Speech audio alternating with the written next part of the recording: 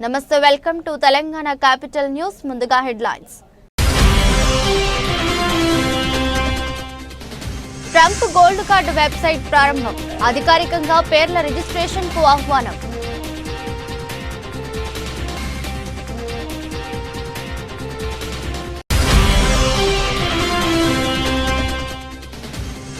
అహ్మదాబాద్ విమాన ప్రమాదం మృత్యుంజయుడిని పరామర్శించిన ప్రధాని మోదీ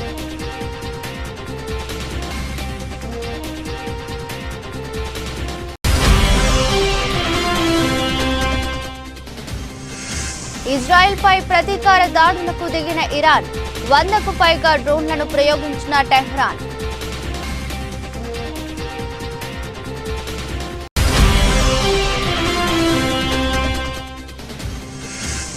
చాప కింద నీరులా కరోనా కేసులు రాష్ట్రంలో 12 కోవిడ్ కేసులు నమోదు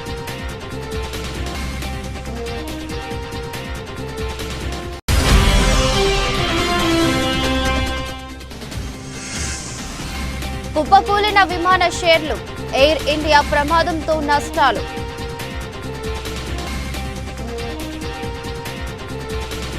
ఎంతో కాలంగా ఊరిస్తూ వస్తున్న గోల్డ్ కార్డు రిజిస్ట్రేషన్ కు సంబంధించిన వెబ్సైట్ ని అమెరికా అధ్యక్షుడు డొనాల్డ్ ట్రంప్ బుధవారం ప్రారంభించారు. విదేశీ వలసదారులు అమెరికా ప్రభుత్వానికి $50 లక్షలు అంటే దాదాపు 43 కోట్లు చెల్లించడం ద్వారా అమెరికా పౌరసత్వాన్ని పొందేందుకు మార్గాన్ని ఏర్పాటు చేసుకోవడం ఈ గోల్డ్ కార్డు ఉద్దేశం. ప్రపంచంలో ఎక్కడా లేని అత్యంత గొప్ప దేశానికి మార్కెట్కు దారి చూపించే అద్భుత ప్రయాణం సాగించేందుకు ఎక్కడ సంతకం చేయాలని వేలాది మంది తనను అడుగుతున్నట్లు ట్రంప్ తన ట్రూత్ పోస్టులో పేర్కొన్నారు. ట్రంప్ కార్డుపై ఆసక్తి ఉన్న వారిని మాత్రమే వెబ్సైట్ అనుమతిస్తుంది. అభ్యర్థి తన పేరు, మతం, చిరునామాను రిజిస్టర్ చేసుకోవాల్సి ఉంటుంది. ట్రంప్ కార్డు .గవర్నమెంట్ పేరుతో ఉన్న ఈ కొత్త వెబ్సైట్ లో బంగారు రంగు కార్డు నమూనాను ఉంచారు. కార్డు పైన $5 మిలియన్ అంకె ముద్రించారు. యూరప్, ఆసియా, ఉత్తర అమెరికా, ఓషియానియా, మధ్య అమెరికా, దక్షిణ అమెరికా, కరీబియన్, ఆఫ్రికా వంటి 8 ప్రాంతాల నుంచి మాత్రమే దరఖాస్తులను ఆహ్వానిస్తుంది. గుజరాత్ రాష్ట్రంలో ఘోర విషాదం చోటు చేసుకున్న విషయం తెలిసిందే. అహ్మదాబాద్ లో కూలిపోయిన ఎయిర్ ఇండియా బోయింగ్ A171 లో ప్రయాణిస్తున్న 242 మందిలో 241 మంది మరణించారు. అయితే ఒకే ఒక్కరు రమేష్ విశ్వాస్ కుమార్ బుజర్వాడ త్రుటిలో ప్రమాదం నుంచి బయటపడి మృత్యుంజయుడిగా నిలిచారు. ప్రస్తుతం అతను అహ్మదాబాద్ లోని సివిల్ ఆసుపత్రిలో చికిత్స పొందుతున్నారు. ఈ నేపథ్యంలో నేడు రమేష్ ను ప్రధానమంత్రి నరేంద్ర మోదీ పరామర్శించారు. శుక్రవారం ఉదయం ప్రమాద స్థలాన్ని సందర్శించిన మోదీ అక్కడి నుంచి నేరుగా సివిల్ ఆసుపత్రికి వెళ్లారు. అక్కడ చికిత్స పొందుతున్న క్షతగాత్రులను పరామర్శించారు. ఈ క్రమంలో విమాన ప్రమాదం నుంచి ప్రాణాలతో బయటపడ్డ రమేష్ ను కూడా మోదీ పరామర్శించారు. ఆరోగ్య పరిస్థితి గురించి వివరాలు అడిగి తెలుసుకున్నారు. అనంతరం అతడికి ధైర్యం చెప్పారు. అండగా ఉంటామని హామీ ఇచ్చారు. ఇందుకు సంబంధించిన వీడియో ప్రస్తుతం వైరల్ అవుతుంది. బ్రిటిష్ జాతీయుడైన 38 ఏండ్ల రమేష్ విమానంలో 11A సీటులో కూర్చున్నారు. ఎమర్జెన్సీ ఎగ్జిట్ డోర్ వెనుక ఈ సీటు ఉంటుంది. తన కుటుంబాన్ని కలిసేందుకు భారత్ కు వచ్చిన రమేష్ తన సోదరుడు అజయ్ కుమార్ రమేష్ తో కలిసి లండన్ కు తిరుగు ప్రయాణమయ్యారు. విమానంలోని 11A సీటులో కూర్చున్న రమేష్ ప్రమాదం నుంచి ప్రాణాలతో బయటపడిన ఏకైక ప్రయాణికుడు. విమానం టేకాఫ్ అయిన 30 సెకండ్లకే భారీ శబ్దం వినిపించిందని, అందులోనే విమానం కూలిపోయిందని తెలిపాడు. అంతా క్షణాలలో జరిగిపోయిందని రమేష్ చెప్పుకొచ్చారు. ప్రమాదంలో రమేష్ కు ఛాతీ, కాళ్లకు బలమైన దెబ్బలు తగిలాయి.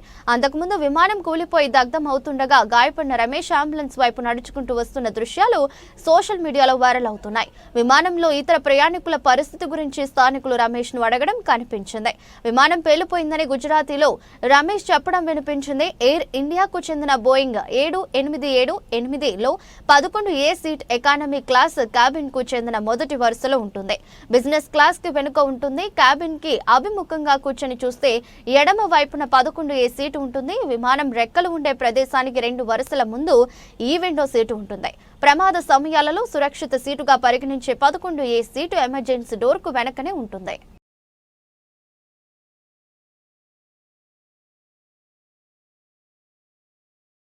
పశ్చిమాసియాలో మరోసారి యుద్ధ మేఘాలు కమ్ముకున్నాయి. ఇజ్రాయెల్ వైమానిక దళం ఇరాన్పై ముందస్తు దాడులకు దిగింది. అణు కర్మాగారాల సైనిక స్థావరాలే లక్ష్యంగా టెహ్రాన్పై బాంబుల వర్షం కురిపించింది. శుక్రవారం ఉదయం దేశ రాజధానిలో పేలుళ్ల శబ్దం వినిపించడంతో స్థానికులు భయాందోళనకు గురయ్యారని ఇరాన్ అధికార మీడియా వెల్లడించింది. దీనికి ప్రతిగా టెహ్రాన్ సైతం ఇజ్రాయెల్పై ప్రతీకార దాడులకు దిగింది. డ్రోన్లతో విరుచుకుపడుతోంది. ఆ దాడులను ఇజ్రాయెల్ దళాలు సమర్థవంతంగా తిప్పికొడుతున్నాయి. కొన్ని గంటల్లోనే ఇరాన్ 100కు పైగా డ్రోన్లను ప్రయోగించినట్లు ఇజ్రాయెల్ సైన్యం తెలిపింది. ఇజ్రాయెల్ చీఫ్ ఆర్మీ ప్రతినిధి బ్రిగేడియర్ జనరల్ ఏఫీ డ్రెఫిన్ మాట్లాడుతూ, గత కొన్ని గంటల్లో ఇజ్రాయెల్పై ఇరాన్ 100కి పైగా డ్రోన్లను ప్రయోగించింది. వాటిని మా దళాలు కూల్చివేశాయి. ఇరాన్ దాడులను ఎదుర్కొనేందుకు మా సైన్యం పనిచేస్తుంది అని తెలిపారు. ఇవాళ ఉదయం ఇజ్రాయెల్ జరిపిన దాడుల్లో ఇరాన్ వైపు భారీ నష్టం వాటిల్లినట్లు తెలుస్తోంది. ఇజ్రాయెల్ దాడుల్లో ఇరాన్ పారామిలిటరీ రెవల్యూషనరీ గార్డ్స్ అధిపతి హుసేన్ సలామీ మృతి చెందినట్లు ఇరానియన్ స్టేట్ టెలివిజన్ తెలిపింది. అంతేకాదు ఇరాన్ మిలిటరీ చీఫ్ మొహమ్మద్ భగేరీ కూడా మృతి చెందారు. ఇరాన్ సైనిక దళాల్లో అత్యున్నత ర్యాంకు కలిగిన ఆఫీసర్ భగేరీ శుక్రవారం తెల్లవారుజామున ఇజ్రాయెల్ జరిపిన దాడిలో మృతి చెందిన వ్యక్తుల్లో భగేరీ 2 కీలక వ్యక్తిగా నిలిచారు. ఆపరేషన్ రైజింగ్ లయన్ లో భాగంగా నిర్వహించిన దాడుల్లో నటాంజ్లో ఉన్న అణు శుద్ధీకరణ కేంద్రాన్ని టార్గెట్ చేశారు. అణు శాస్త్రవేత్తలను కూడా దాడుల్లో టార్గెట్ చేసినట్లు తెలుస్తోంది. ఇరాన్ చేపడుతున్న బాలిస్టిక్ మిసైల్ ప్రోగ్రామ్ కు నటాంజ్ కేంద్రం ప్రధానంగా నిలుస్తోంది. తాజాగా ఇజ్రాయెల్ చేపట్టిన దాడుల్లో అమెరికా సహాయం కానీ పాత్ర కానీ లేనని ఆ దేశ విదేశాంగ మంత్రి మార్కో రూబో తెలిపారు. మరోవైపు ఆదివారం ఓమన్ దేశం వేదికగా అమెరికా ఇరాన్ మధ్య అణ్వాయుధ కేంద్రాలపై చర్చలు జరగనున్నాయి. ఇజ్రాయెల్తో ఉద్రిక్తత పరిస్థితుల నేపథ్యంలో ఇరాన్ తన గగనతలాన్ని మూసివేసిన విషయం తెలిసిందే. దీంతో విమాన రాకపోకలకు తీవ్ర అంతరాయం ఏర్పడింది.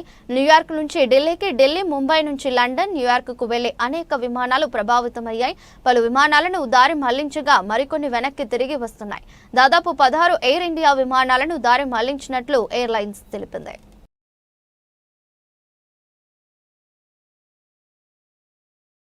పద్దెనిమిది నెలల నుంచి ముఖ్యమంత్రిగా రేవంత్ రెడ్డి చేసింది ఏంటి?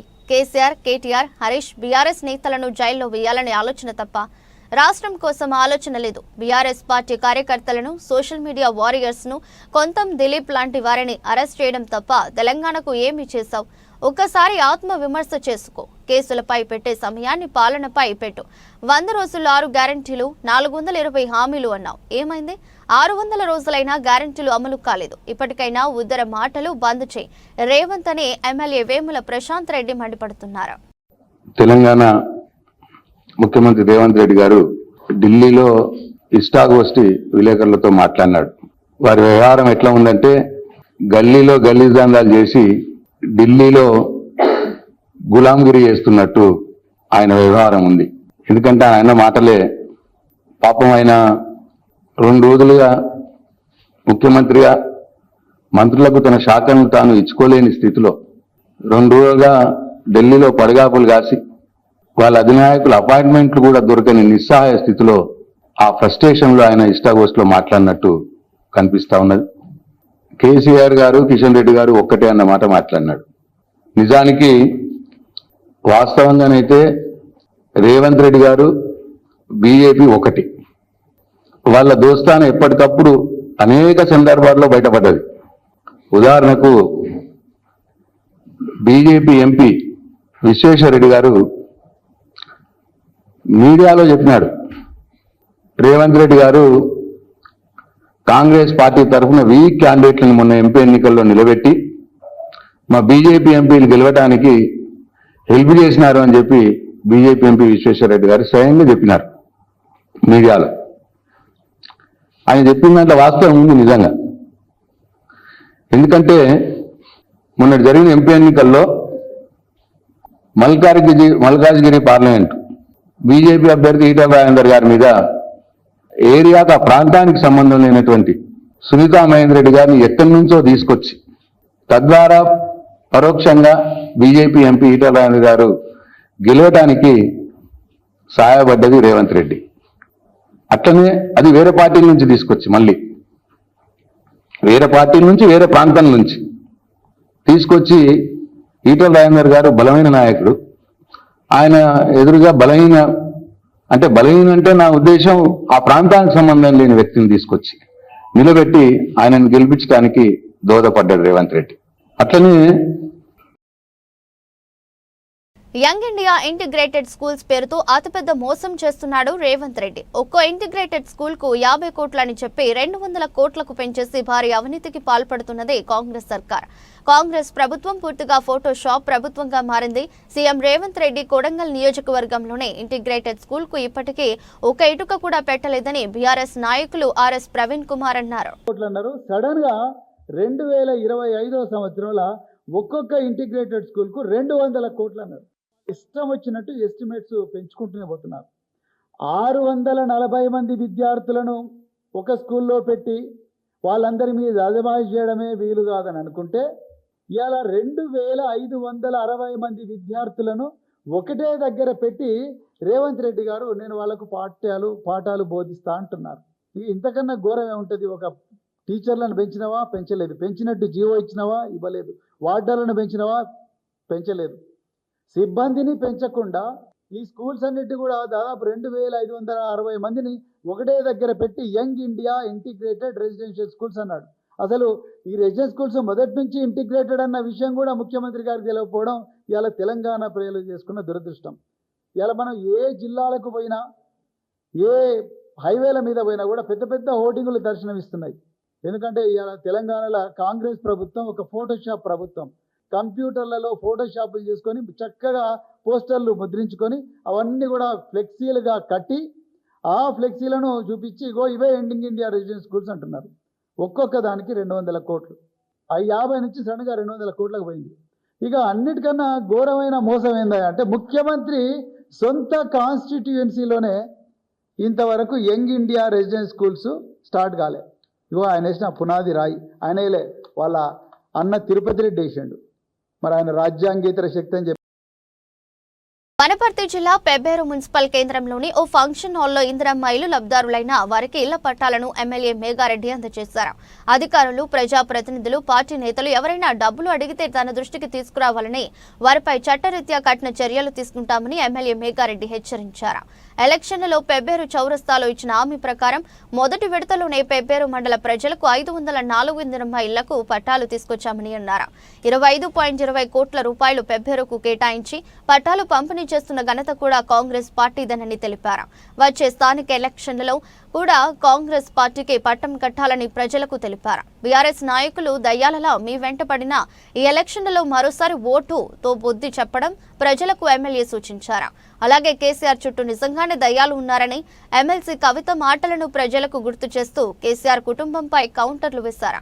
ఈసారి దయ్యాలు మన చుట్టూ తిరగకుండా మంత్రగాడితో, జీడి గింజలతో, చీపురు కట్టలతో కాకుండా ఓట్లతో బుద్ధి చెప్పాలని ప్రజలకు ఎమ్మెల్యే మేఘారెడ్డి సూచిస్తున్నారు. ఏసీసీ అధ్యక్షులు ఉన్న మన రేవంత్ రెడ్డి గారు అన్ని వేదికల మీద మాట్లాడాడు. ఆయనతో పాటు మనం కూడా ఇక్కడ పెబ్బేరు చౌరస్తాలో మాట్లాడినాం, అన్ని ఊర్లలో చౌరస్తాలో మాట్లాడినాం, వనపర్తి రాజు చేకులో మాట్లాడినాం. మన రేవంత్ రెడ్డి గారు వచ్చినప్పుడు పాలిటెక్నిక్ గ్రౌండ్లో మాట్లాడినాం. ఏం మాట్లాడినాం? అప్పుడున్న 10 సంవత్సరాలు బీఆర్ఎస్ పార్టీ ఉండే, అవునా? తెలంగాణ వచ్చిన సోనియమ్మ తర్వాత వాళ్ళ అధికారంలోకి వచ్చి కేసీఆర్ ముఖ్యమంత్రి ఏం చెప్పిండు మనకు? మీ ఇంటికి అల్లుడు వస్తే ఏడ పండుకుంటాడు, బిడ్డ వస్తే ఏడ పండుకుంటుంది, మేక నాడ కట్టేస్తారు, గొర్రె నాడ కట్టేస్తారు, బర్రె నాడ కట్టేస్తారు, ఇవన్నీ ఎట్లా కట్టేస్తారు, అక్షంత మీకు డబల్ బెడ్రూమ్ ఇస్తారు. నీకు చెప్పిండా లేదా? చెప్పిండు. చెప్పి 10 సంవత్సరాలు అధికారం ఉన్నాడు. ఒక్కొక్క సంవత్సరం ఒక్కొక్క ఊరికి ఒక్కొక్క వాడికి 10 ఇళ్ళు ఇస్తే ఎన్నైతాయి? 100 అవుతాయి. ఇచ్చిండా? ఇయ్యలే. ఆ 100 ఇయ్యలేదు, 5 ఇయ్యలేదు. 5 ఇచ్చినా 50 అవుతాయి. ఇవ్వలే. అందుకని నవంబర్ 2023లో ఎలక్షన్ ముందర పెబ్బేరు చౌరస్తాలో పాలిటెక్నిక్ గ్రౌండ్ లో నేను ఛాలెంజ్ చేసిన. ఏం చేసినాం? వనపర్తి నియోజకవర్గం ఇసుక అక్రమ రవాణా కట్టడి పేరుకే అన్నట్లు మారింది. అధికారుల తీరు అడ్డుకోవాల్సిన రెవెన్యూ పోలీసులు అధికారులు పట్టనట్లు వ్యవహరిస్తున్నారు. ఖమ్మం, సూర్యాపేట జిల్లాలను ఆనుకొని ప్రవహిస్తున్న పాలేరు వాగుల్లో జోరుగా తవ్వకాలు చేపడుతున్నారు. ట్రాక్టర్లలో టన్నుల కొద్ది ఇసుక తరలిపోతుంది. ఇదంతా ప్రాంత అధికారుల కనుసన్నల్లో జరుగుతుందనేది బహిరంగ రహస్యం. ఫిర్యాదులు వస్తున్నా కనీసం తవ్వకాలు జరిగే ప్రదేశానికి వెళ్లటం గానీ, డంపులు సీజ్ చేయటం గానీ చేయడం విస్మయానికి గురి చేస్తుంది. నియోజకవర్గంలో కోదాడ మండలంలోని మంగాల్ తండ, నల్లబండ గూడెం, అనంతగిరి మండలంలోని చనుపల్లి, పాలవరం, కృష్ణపురం, మోతే మండలాల్లోని ఊర్లకొండ గ్రామాల్లోని పరివాహక ప్రాంతాలను ఆనుకునే పాలేరు వాగు ప్రవహిస్తుంది. వాగులో ఇసుకను దళారులు బకెట్ల సహాయంతో పడవలో ఇసుకను నింపుకుని ఒడ్డున పోసి ట్రాక్టర్లను ఎగుమతి చేస్తున్నారు. గ్రామాల్లో ఎక్కడ చూసినా ఇసుక దిబ్బలు దర్శనమిస్తున్నా పట్టించుకునే నాదుడే కరువయ్యారని ప్రజలు వాపోతున్నారు. అధికారులు సైతం నెలవారీ మామూలలో వాగుల వైపు తిరిగి చూడటం లేదని ఆరోపణ వినిపిస్తున్నాయి. యథేచ్ఛగా ఇసుక మాఫియా బరితెగించి ఒక్కొక్క ట్రాక్టర్కు ₹1000 దండుకుంటున్నారని వినియోగదారులు తెలుపుతున్నారు. ఇసుక తవ్వకాలకు అనుమతి లేదని చెబుతున్న అధికారులు చర్యలు తీసుకోకపోవడంలో అర్థం కావడం లేదని గుసగుసలు వినిపిస్తున్నాయి. రెవెన్యూ, పోలీస్, మైనింగ్ అధికారులు ఒకరిపై ఒకరు పట్టించుకోవట్లేని సాగులు చెబుతూ పరోక్షంగా ఇసుక దళారులకు బాసటగా నిలుస్తున్నారు. ఇసుక మాఫియాపై చర్యలు తీసుకోవాలని స్థానిక ప్రజలు కోరుతున్నారు. తెలంగాణలో కాంగ్రెస్ పాలన అస్తవ్యస్తంగా తయారైందని, 3 ఏళ్లు ఎలా గడుస్తాయో అని ప్రజలు ఆందోళనకు గురవుతున్నారని దుబ్బాక ఎమ్మెల్యే కొత్త ప్రభాకర్ రెడ్డి ఆందోళన వ్యక్తం చేశారు. చేగుంటలో ఆయన విలేకరులతో మాట్లాడారు. గతంలో ఎప్పటికప్పుడు అన్ని శాఖలపై జిల్లా మంత్రి సమీక్షలు నిర్వహించేవారని, నేడు జిల్లా మంత్రి ఇన్ఛార్జి మంత్రులు కానీ రావడం లేదన్నారు. పాఠశాలలు ప్రారంభమైన సమీక్షలు లేవన్నారు. కాంగ్రెస్ ప్రభుత్వంలో ప్రవేశపెట్టిన ఇందిరమ్మ ఇల్లు, రాజీవ్ వికాస్ లాంటి పథకాలు పేరు గొప్ప, ఊరు దిబ్బ అన్నట్లు ఉన్నాయన్నారు. ఇల్లు కడితే డబ్బులు మంజూరు చేయాల్సిన ప్రభుత్వం 60 గజాల ఇల్లే ఉండాలనే నిబంధన పెట్టి ఇల్లు కట్టకుండా చేస్తున్నారని అన్నారు. యువకులకు ఉపాధి కల్పిస్తామని ప్రవేశపెట్టిన రాజీవ్ యువ వికాస్ పాత లేకుండా పోయిందన్నారు. కేసీఆర్ హయాంలో గ్రామ పంచాయతీలకు ట్రాక్టర్లు అందిస్తే వాటిలో డీజిల్ పోయలేని దుస్థితి నెలకొందన్నారు. ట్రాక్టర్ల మెయింటెనెన్స్ చేయలేమని కార్యదర్శులు కలెక్టర్ల ముందు వాపోతున్నారని తెలిపారు. ఈరోజు రాష్ట్ర వ్యవహారాలు ఎట్లున్నాయంటే మరి మూలిగే నక్క మీద తాటికాయ పడ్డట్టున్నది పరిస్థితి. చెప్పేదేమో పెద్ద పెద్ద డైలాగులు, పెద్ద పెద్ద కథలు, చేసేదైతే ఏం లేదు. ఇలా చాలా ఘోరమైన పరిస్థితి. ఇందిరమ్మ ఇళ్ళని పెట్టిండ్రు. ఆ ఇందిరమ్మ ఇళ్ళల్లో పోతే ఆ ఇళ్ళకి ఇదివరకు అసలు ఇన్ని రోజులు అవుతుంది పేరు పెట్టుకుంటా ఇదిగో వచ్చే ఏమో చేస్తామని చెప్పి ఏదో బూసి చూపిస్తుంది తప్ప చేసింది లేదు, పోయింది లేదు. మరి ఇందిరమ్మ ఇల్లు లీస్ట్ పెడితే లీస్ట్లో రానోళ్ళు కూడా ఇవ్వాలి. ఈ మన జిల్లాలనే రామాయపేటనే మరి నాకు రాలేదని మనస్తాపం చెంది పాపం ఈ పేదోడు గైడ్ లైన్స్ లేక మరి అధికారులు ఎవరికి ఇవ్వాలనో ఎవరికి ఇవ్వద్దో కూడా వాళ్ళకి తెలుస్తలేదు. ఒకసారి అంటారు పెంకుటిల్లు అంటారు, ఒకసారి అంటారు టార్పాలు కప్పుకుంటా అంటారు, ఇంకోసారి అంటారు ఏం లేకపోతే రోడ్డు మీద ఉన్న వాళ్ళకి ఇస్తామంటారు. మరి దీనివలన చాలామంది ఆశ కొద్దీ మరి కొద్దో గొప్ప బరంతులు నింపుకొని కొద్దిగా బేస్మెంట్ చేసుకున్న వాళ్ళకు మరి వస్తుందని ఆశతోటి కట్టుకుంటుంటే దానికి 68 గజాలే ఉండాలి. మరి ఇంతనే ఎప్పుడు ఉండాలి? ఎంత 600 స్క్వేర్ ఫీట్లే ఉండాలి. 1 ఫీట్ తక్కువ ఉండద్దు. 1 ఫీట్ ఏంది అసలు? అది అట్లుంటుందా? ఎక్కడన్నా వ్యవహారం అట్లుంటుందా? అట్లుండదు. అమ్మఒడి, అర్ధఒడి అని మాట్లాడిన నారా లోకేష్ నేడు 2000 ఎందుకు తగ్గించి వేస్తున్నట్టు, మహిళల మీద ఎంతో ప్రేమ ఉన్నట్టు నటిస్తున్న టీడీపీ నాయకులు మహిళలకు ఇవ్వాల్సిన ఆడబిడ్డ నిధిని P4లో భాగంగా చేసి మోసం చేస్తారా అని ఎమ్మెల్యే తాటిపర్తి చంద్రశేఖర్ రెడ్డి అన్నారు. మేమేది మీలాగా అబద్ధాలు చెప్పట్లేదు. రికార్డెడ్గా ఎవిడెన్స్తో విత్ ప్రూఫ్స్తో మీకు బయట పెడుతున్నాం, చూపిస్తున్నాం. మరి మీరెందుకు చేయలేకపోతున్నారు? మళ్ళీ ఈ పథకంలో ఇంకొక మోసం. ఆ రోజు డెవలప్మెంట్ ఆఫ్ ఎడ్యుకేషనల్ ఈకోసిస్టంలో భాగంగా ఎడ్యుకేషన్ ఈకోసిస్టమ్ని డెవలప్ చేయడం కోసం ఆ రోజు తల్లికి వందనం అమ్మఒడి పథకానికి ₹2000 మేము ఆ రోజు డిడక్ట్ చేసి తల్లులకి ఇస్తే వీరి సుపుత్రుడు చంద్రబాబు నాయుడు గారి సుపుత్రుడు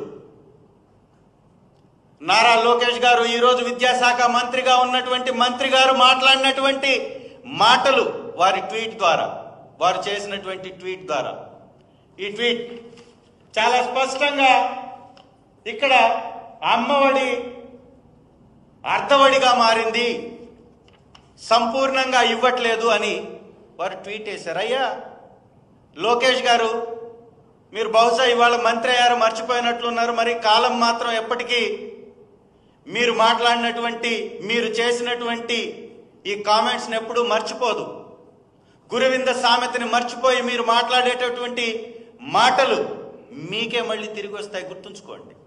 ఇవాళ నేను అడుగుతున్నాను, మీరు వేసినటువంటి ఈ ట్వీట్లో అమ్మఒడి అర్ధఒడి అన్నారే, మరి ఇవాళ మీరు కూడా 2000 రూపాయలు కట్ చేసి ప్రతి తల్లికి ఇవ్వాల్సినటువంటి మీ హామీలో నుంచి 2000 రూపాయలని కట్ చేసి మీరు ఇస్తున్నారు కదా. మరి మీరు అసంపూర్తిగా ఇస్తున్నటువంటి ఈ పథకం సంపూర్ణమైందని ఏ విధంగా చెప్పుకుంటున్నారు? ఒక్కసారి ప్రతి బిడ్డ ఉన్న తల్లి ఆలోచించాలి. గతంలో జగనన్న గారు రాకముందు ఈ పథకం అమలులో లేదు, ఉనికిలో లేదు. అలాంటి కొత్త పథకం తీసుకురావడానికి కొంత సమయం పట్టినా కూడా మేము అత్యంత త్వరగా ఈ పథకాన్ని అందించాం. మరి ఈ ప్రభుత్వం గతంలో అమలు పరిచినటువంటి వారికే ఇస్తూ కూడా, గతంలో ఉన్నటువంటి సంఖ్య కన్నా తక్కువ ఇస్తూ కూడా ఇవాళ కరోనా కేసులు మరోసారి చాప కింద నీరులా పెరుగుతున్నాయి. ఉత్తరాదితో పాటు దక్షిణాన కర్ణాటక, మహారాష్ట్ర, ఏపీలో కూడా కేసులు రోజురోజుకు పెరుగుతున్నాయి. దీనికి తోడు అక్కడక్కడ మరణాలు సైతం నమోదు కావటం ఆందోళన కలిగిస్తుంది. పొరుగు రాష్ట్రాల నుంచి తెలంగాణకు వైరస్ విస్తరించే ముప్పు లేకపోలేదన్నారు. ఇప్పటి వరకు దేశవ్యాప్తంగా 7154 కేసులు నమోదయ్యాయి. కేరళలో 2165, ఢిల్లీలో 731, మహారాష్ట్రలో 615, కర్ణాటకలో 467, గుజరాత్లో 1281, తమిళనాడులో 231, ఏపీలో 103, తెలంగాణలో 12 కేసులు నమోదైనట్టు తెలుస్తోంది. ఎలాంటి వైరస్ అయినా నిర్లక్ష్యం చేసే సమస్య తీవ్రమవుతుంది. కరోనా కూడా అంతే. ప్రస్తుతం విస్తరిస్తున్న వైరస్ వల్ల పెద్ద ప్రమాదం ఏమీ లేదు, కానీ ప్రజలు అప్రమత్తంగా ఉండాలి. రాష్ట్రంలో అక్కడక్కడ కేసులు నమోదవుతున్నప్పటికీ వాటిల్లో తీవ్రత మాత్రం కనిపించడం లేదు. ప్రస్తుతం విస్తరిస్తున్న వైరస్ వేరియంట్లు వ్యాప్తి రేటు అధికంగా ఉండవచ్చు, కానీ దానికి తీవ్ర ప్రభావం చూపే స్వభావం మాత్రం లేదు. స్వల్ప లక్షణాలే ఉండటం వల్ల హాస్పిటల్ అడ్మిషన్స్ ఉండే అవకాశం లేదు. అందుకని ప్రజలు ఎలాంటి భయాందోళనకు గురి కావాల్సిన అవసరం లేదు, కానీ అప్రమత్తంగా మాత్రం ఉండాల్సిన ఆవశ్యకత ఉంది. రంగారెడ్డి జిల్లా వ్యాప్తంగా స్కూల్ బస్సులపై రెండో రోజు కొనసాగుతున్న RTA raid. Langar House, Tipu Khan bridge వద్ద విద్యార్థులను తరలించే ప్రైవేట్ స్కూల్ బస్సులపై ఫోకస్. నిబంధనలను పాతర వేస్తున్న స్కూల్ బస్సులను సీజ్ చేస్తున్న రంగారెడ్డి జిల్లా రవాణా శాఖ అధికారులు. ఫిట్నెస్ లేని 12 బస్సులు సీజ్ చేసిన అధికారులు. ఫిట్నెస్ లేని బస్సులలో విద్యార్థులను తరలిస్తున్న యాజమాన్యాలపై సీరియస్. ప్రతి వాహనాన్ని క్షుణ్ణంగా పరిశీలిస్తున్న అధికారులు. నిబంధనలు పాటించని స్కూల్కు నోటీసులు జారీ చేసే అవకాశం. పాలుమార్లు హెచ్చరించినా పట్టించుకుని ప్రైవేట్ విద్యాసంస్థల యాజమాన్యం.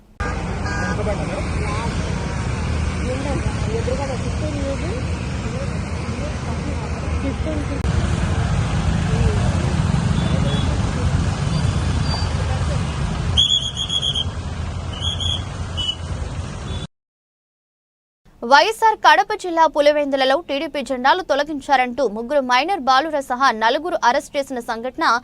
మహిళలు పులివెందుల పోలీస్ స్టేషన్ ఎదుట ఆందోళన నిర్వహించారు. తమ పిల్లలు ఎక్కడున్నారో చూపాలంటూ పోలీస్ స్టేషన్ను మహిళలు చుట్టుముట్టారు. మైనర్లు అని కూడా చూడకుండా స్టేషన్లు మార్చి కొడుతున్నారంటూ వారు ఆరోపించారు. మహానాడు పూర్తయినా వైఎస్ఆర్ విగ్రహాల వద్ద టీడీపీ జెండాలు తొలగించలేదని వారు ఆరోపించారు. మున్సిపల్ కమిషనర్, డీఎస్పీలకు ఫిర్యాదు చేసినా ఫలితం శూన్యమని వారు ఆవేదన వ్యక్తం చేస్తున్నారు. వాళ్ళ మేనమామి సరి పిలిచిపోయింది వాడికి, మాది కరంపల్లి. వాడి ఇంటికాడు ఉన్నాడు నా కొడుకు. నేనైనా అన్నాను, ఎందుకు పిలిచిపోతున్నారో, ఏం కోసం పిలిచిపోతున్నా అని చెప్పినాను. కానీ తనైతే ఏమన్నాడంటే ఎక్కడ లేదులే ఇక్కడే అని చెప్పినాడు. నేనుండి వద్దురా పిలుచుకోవద్దు, వానికి ఏం తెలియదు, చిన్నపిల్లాడు కదా అండి. లేదు మేము ఇక్కడే పోతున్నాం అన్నట్టు సార్, నేను ఏదో తినే తీసుకున్నాను అనుకున్నాను. మాకైతే ఏ పగలు లేవు సార్, ఏ పార్టీ మీద. మాకు చంద్రబాబు సార్ మీద పార్టీ లేదు, ఎవరి మీద లేదు సార్. మాకు మా పిల్లలను చూపియాలి సార్.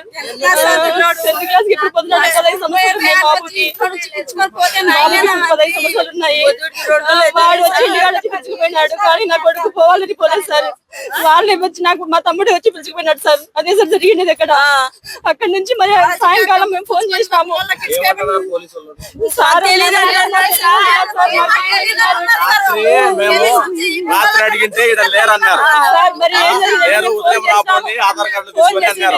ఉదయం వస్తే ఇంకేం చూపించడం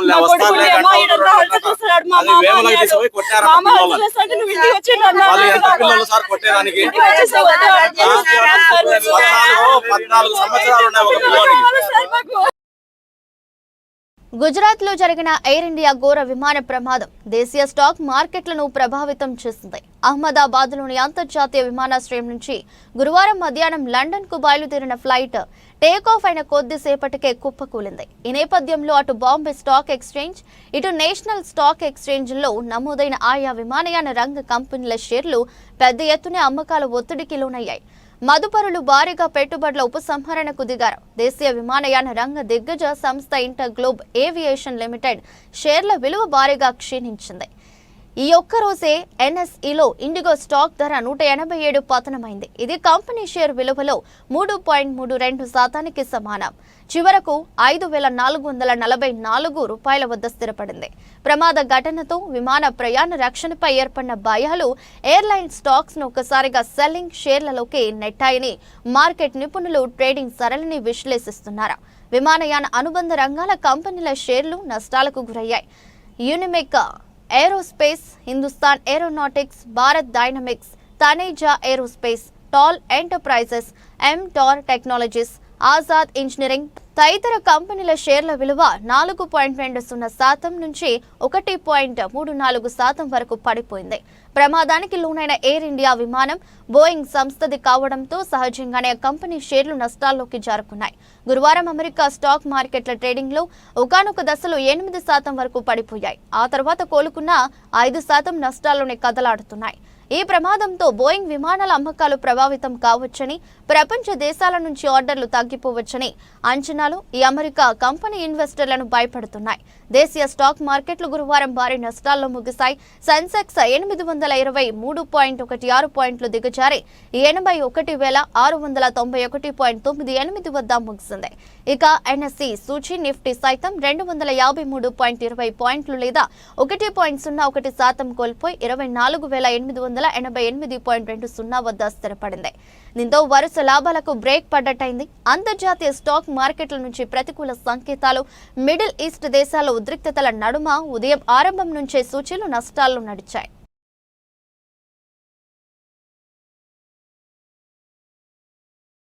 న్యూజిలాండ్ బ్యాటర్ ఫిన్ అలెన్ దుమ్ము రేపాడు. అమెరికాలో జరుగుతున్న మేజర్ లీగ్ క్రికెట్లో సెంచరీతో కదం తొక్కాడు. టీ20 క్రికెట్లో సరికొత్త రికార్డు క్రియేట్ చేశాడు.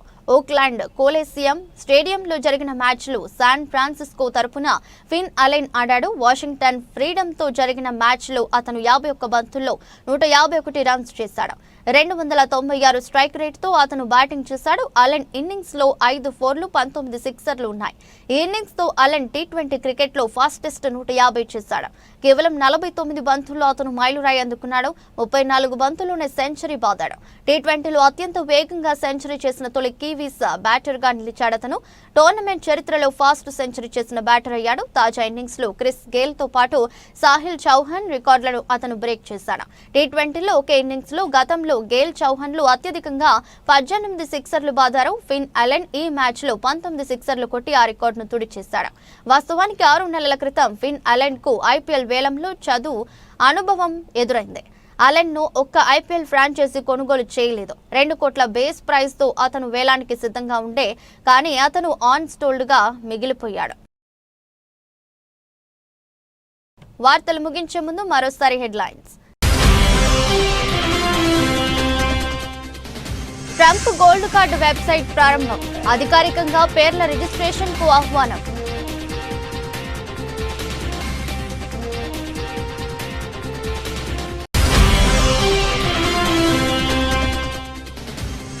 అహ్మదాబాద్ విమాన ప్రమాదం. మృత్యుంజయుడిని పరామర్శించిన ప్రధాని మోదీ.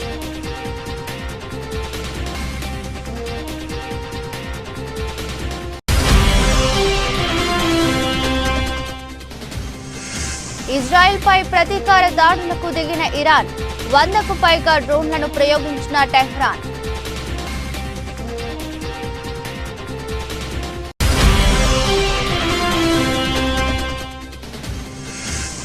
చాప కింద నీరులా కరోనా కేసులు. రాష్ట్రంలో 12 కోవిడ్ కేసులు నమోదు.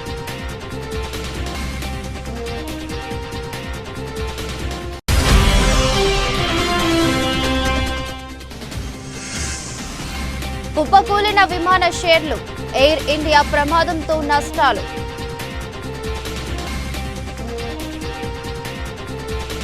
ఇది రెస్ట్ బులెటిన్. మరో బులెటిన్లో మళ్ళీ కలుద్దాం. అంతవరకు సెలవు. నమస్కారం.